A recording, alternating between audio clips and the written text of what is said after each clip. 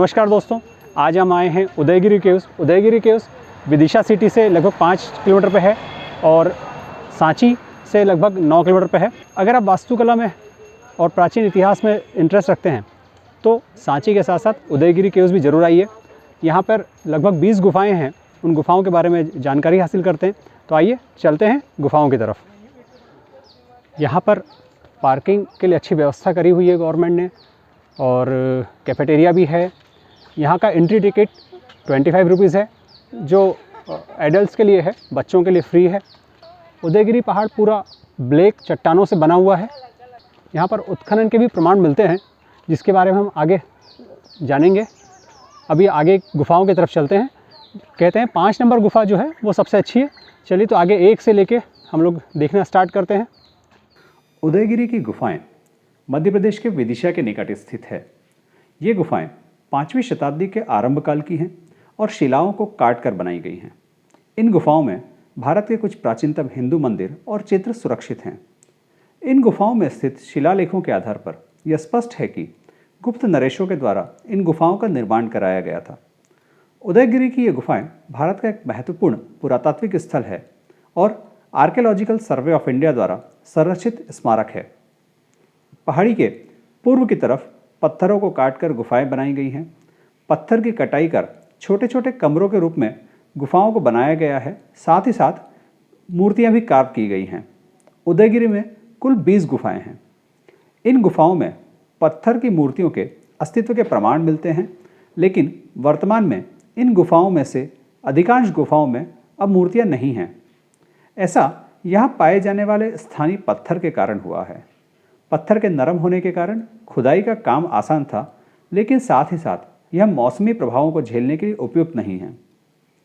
उदयगिरी को पहले नीचे गिरी के नाम से भी जाना जाता था। कालिदास ने भी इसे इसी नाम से संबोधित किया है। 10वीं शताब्दी में जब विदिशा धार के परमारों के हाथ में आ गया तो राजा भोज के पौत्र उदयादित्य ने अपने नाम से इस स्थान का नाम उदयगिरी रख दिया।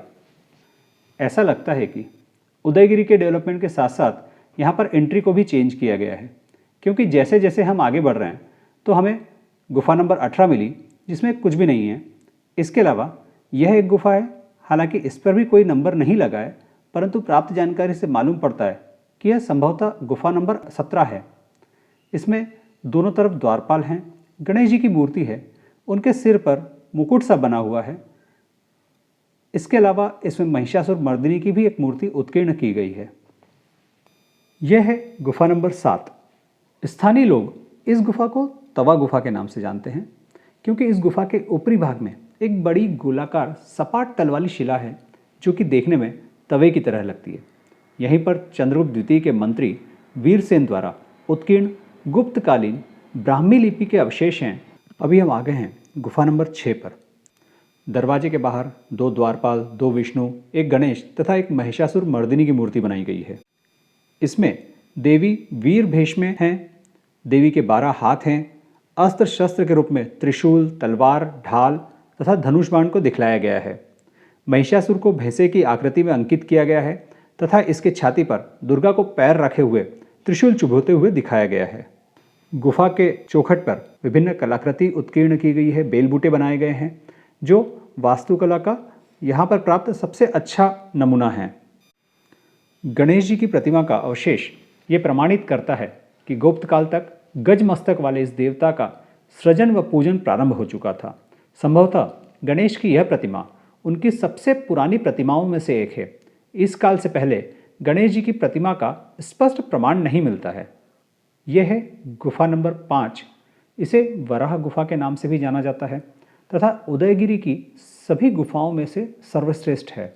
यहाँ पर पत्थर को काटकर बनाई गई वराह अवतार की मूर्ति पूरे भारत में सर्वश्रेष्ठ उदाहरणों में से एक मानी जाती है। मूर्ति का मुख भाग वराह के रूप में है तथा शेष भाग मानवाकृति का है। बलिष्ठ भुजाएं, मांसल जंघाओं तथा सुडोल बनावट ने मूर्ति को बल, शौर्य तथा सुंदरता का प्रतीक बना दिया है। मूर्ति पीताम्बर पहने हुए है तथा साथ ही साथ कंठहार, वैजंती माला तथा कंगन भी उत्कीर्ण किए गए हैं।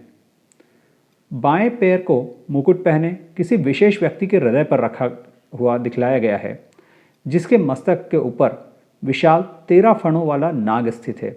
यह वराह की स्तुति करने की मुद्रा में है। इस विशेष व्यक्ति की पहचान के संबंध में एक मत नहीं है। कुछ विद्वान इसे राजा बोलते हैं तो कुछ देवता या विष्णु की मूर्ति। पुराणों के अनुसार वराह भगवान ने हिरण्याक्ष राक्षस से पृथ्वी का उद्धार किया था, अतः कुछ इसे हिरण्याक्ष की मूर्ति भी मानते हैं। वराह के बाईं ओर स्तुति करती हुई दिखाई गई रानी संभवतः निचली मूर्ति की राजमहिषी हो सकती है। वराह के कंधे पर नारी रूपी पृथ्वी को दिखलाया गया है। पृथ्वी के दोनों पैर नीचे लटके हुए दिखाए गए हैं। नीचे स्थित लेटे अवस्था में दिख रही मूर्ति के पीछे कलश लिए देवता वरुण का प्रतीक प्रतीत होता है। साथ ही दिखाई दे रही दो जलधाराएं गंगा तथा यमुना की प्रतीक हैं, जो स्वर्ग से नीचे की तरफ आती हुई दिखाई गई हैं। ऊपर अप्सराएं दिखाई गई हैं तथा बाईं ओर 5 पंक्तियों में यक्ष, किन्नर, गंधर्व तथा मरुद गणों को स्तुति गान करते हुए दिखाया गया है। ऊपरी पंक्ति में दिख रहे गंधर्व के हाथों में स्थित वायलिन जैसा वाद्य यंत्र इस बात का साक्ष्य है कि ऐसे यंत्र की उत्पत्ति भारत में ही हुई होगी। दाईं ओर यक्ष व महर्षिगण 4 पंक्तियों में दर्शाए गए हैं। ब्रह्मा तथा नंदी वाहन समेत शिव को सबसे ऊपरी पंक्ति में दर्शाया गया है। आइए अब आगे चलते हैं। गुफा नंबर 1 और 2 में बहुत ज़्यादा कुछ देखने लायक नहीं है। अब हम हैं गुफा नंबर 3 पर। गुफा नंबर 3 जो है भगवान शिव के पुत्र कार्तिकेय को समर्पित है।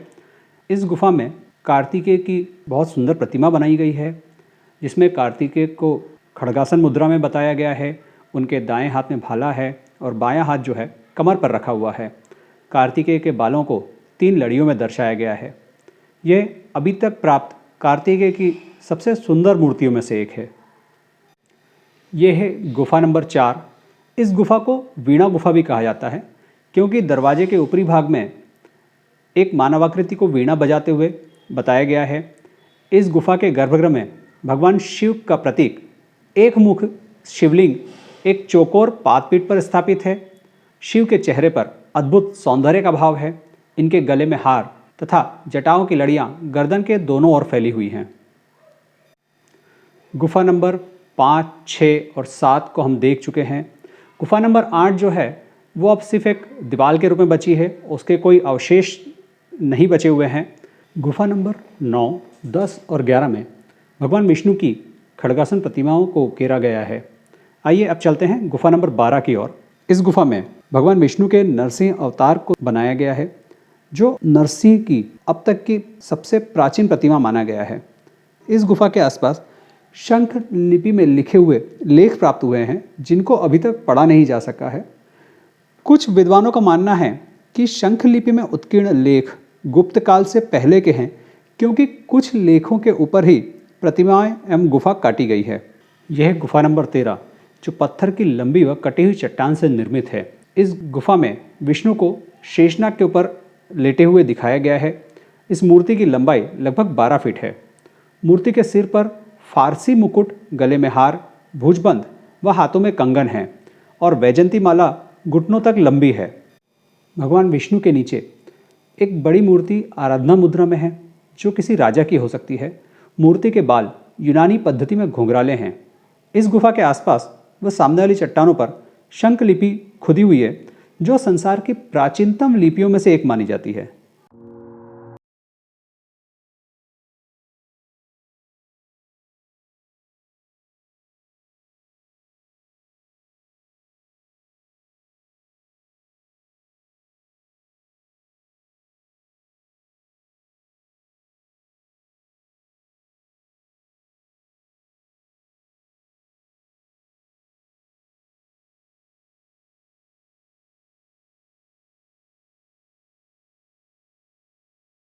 ये गुफा नंबर 15 है, जो सबसे ऊंचाई पर बनी हुई है। इस गुफा में अंदर खाली है, कोई भी कलाकृति बनी हुई नहीं है। शायद विभिन्न आक्रमणों में उन्हें नष्ट कर दिया गया हो। यहाँ से आप देख सकते हैं उदयगिरी पहाड़ी के पूर्व का पूरा विहंगम दृश्य।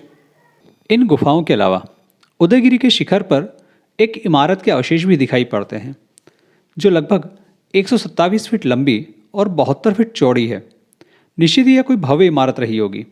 ऐसा कहा जाता है कि सम्राट अशोक अपनी युवा अवस्था में यहीं पर रहा करते थे और इसीलिए इसे आज भी अशोक महल के नाम से जाना जाता है। यह है गुफा नंबर 20। ये गुफा जैन धर्म के 23 तीर्थंकर भगवान पार्श्वनाथ को समर्पित है। यहाँ प्राप्त साक्ष्यों के अनुसार इसमें भगवान पार्श्वनाथ की मूर्ति स्थापित है और मूर्ति के पास में ही गुप्त संवत 106 का एक शिलालेख है, जो ऐसा माना जाता है कि गुप्त सम्राटों के काल में पाया जाने वाला यह प्रथम शिलालेख है, जिसमें भगवान पार्श्वनाथ की मूर्ति की स्थापना का उल्लेख है। सुरक्षा की दृष्टि से इस गुफा को बंद किया गया है। आप यहाँ देख सकते हैं कि चट्टान को काटने के प्रमाण दिखते हैं। संभवतः यहाँ पर चट्टानों में विभिन्न छेद करके उनमें कोई नुकीली चीज़ को फंसा के और फिर पत्थर को अलग किया जाता होगा। यहाँ पर एक पत्थर पर उकेरी हुई आकृति आपको दिख रही होगी। संभवतः यह एक सूर्य घड़ी का काम करती होगी। जो भी मजदूर यहाँ कार्य करते होंगे उनके कार्य के समय को मापने के लिए उसका उपयोग किया जाता होगा। ये स्पष्ट प्रमाण देता है कि यहाँ पर उत्खनन का भी कार्य किया जाता था।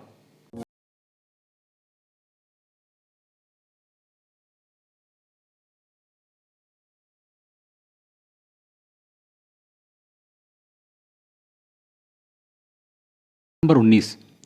इस गुफा को अमृत गुफा भी कहते हैं, क्योंकि इस गुफा के द्वार के ऊपर अमृत मंथन यानी समुद्र मंथन की कहानी का चित्रण मिलता है, जिसमें वासुकी नाग को एक रस्सी के रूप में बनाकर देवों और दानवों द्वारा समुद्र मंथन को करते हुए दिखाया गया है। इस गुफा के अंदर शिवलिंग है, नंदी है और ये उदयगिरी की सबसे बड़ी गुफा है। दोस्तों, अभी हम लोग पूरा उदयगिरी पहाड़ घूम कर आए हैं। सारी गुफाओं को हमने देखा है। लगभग 20 गुफाएं यहाँ हैं। एक जैन मंदिर है जो 20 नंबर गुफा में है, पर उसको बंद किया हुआ है। हमारे इस ट्रिप को हम यहीं एंड करते हैं। दोस्तों, उम्मीद है आपको वीडियो पसंद आया होगा। वीडियो को लाइक कीजिएगा, चैनल को सब्सक्राइब कीजिएगा और अपने कमेंट ज़रूर दीजिएगा। फिर मिलते हैं एक नए वीडियो में, एक नई जगह को एक्सप्लोर करते हुए। तब तक देखते रहिए नेचर ट्रैक।